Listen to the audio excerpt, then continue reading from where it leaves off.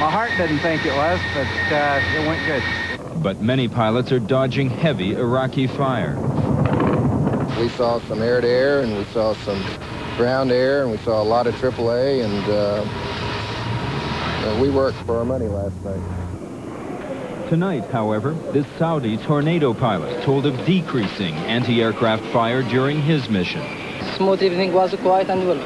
One thing U.S. air crews and their allies agree on is that the air war is becoming more challenging.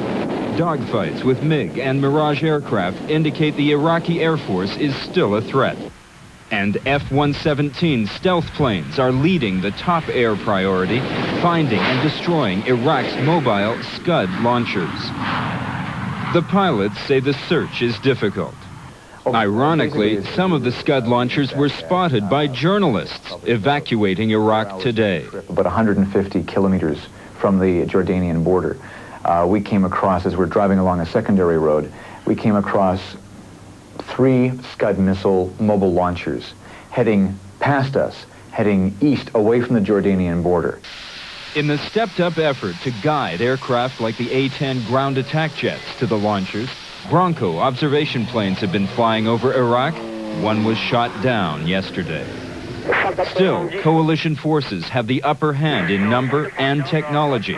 This French Jaguar guiding its bomb into an Iraqi hangar.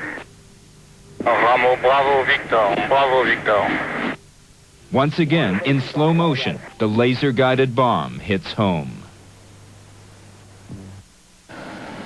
The variety of targets is growing. These Kuwaiti Skyhawks are armed with tank-busting bombs. And Marine Harriers are already bombing and strafing Kuwaiti border areas for future advance by U.S.-led ground forces.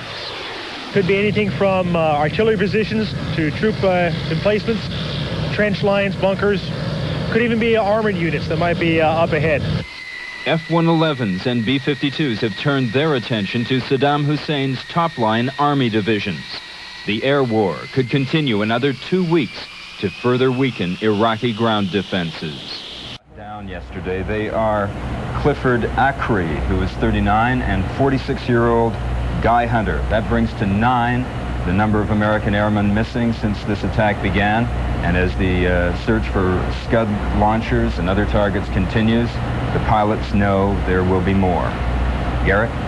Sad news there, Arthur. Thank you for the report. And joining you there in Saudi Arabia now is NBC's Mike Betcher, who has been talking to some of our troops to try to assess the situation on the ground. Those forces are still playing a waiting game for the most part. Mike, what are they saying tonight?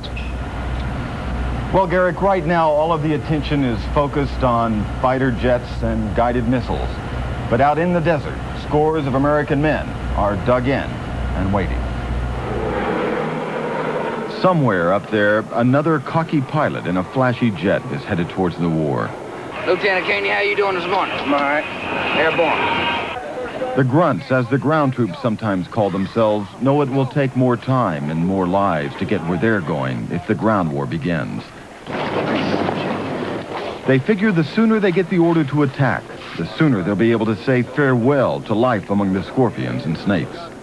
You know, this is the first step, you know, for us getting to go back home. And not only that, it's a big step in maybe getting some world peace around in this country. Until the order comes, a Marine keeps his weapon clean and his eyes wide open. There are more worries now that the jets and missiles are passing overhead. If they're ours or if they're Iraq's, not wondering which is which. So high up you can't tell. You just pray that they don't send in the gas or whatever.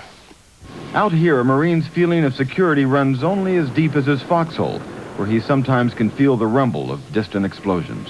Gets jumping every once in a while. Last night we seen some bomb flashes that was happening from last night's raid. You could hear the explosions. Kind of gets on your nerves. Just sitting there watching it, you don't know what to do.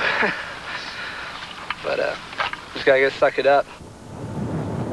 Everyone is moving in one direction, towards Kuwait.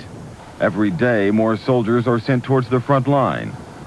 The closer they get, the more they rely on humor. Oh, and the Scuds come flying in. Oh, and the Scuds come flying in. Considering what may lie ahead, A laugh feels good. When the sun comes flying. The guys in the trenches appreciate what the jets are doing in inflicting damage on the enemy across the border. But in the end, they believe that only they can win this war. Garrick? Mike and Arthur, thank you very much for both of your reports tonight from Saudi Arabia.